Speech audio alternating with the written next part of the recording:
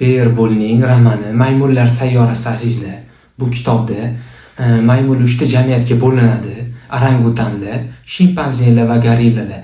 Bu jamiyatda insonlarga o'rin yo'q. Agarda o'rin bo'lsa ham, ularni ovlashadi, qiynashadi va undan tashqari tajriba quyonchasi sifatida foydalanishadi. Bu sayyorada odamlar bilan xuddi maymunlar almashib qolgan variantga o'xshaydi. Qanaqa bilasizlarmi? Bu sayyorada insonlarni ovlashadi. Ular kiyimsiz, aqli ham yo'q, yetmaganiga gapirishni ham bilishmaydi. Bu kitob qahramoni Ulis Merov degan insonni o'zini olimlar bo'ladi, ishda. O'shalar o'zi shu darajada o'sha gapira olmay ham qolishadi deb yozdi. Maymunlar bo'lsa xohlagan ishlarni qidirishtirishadi.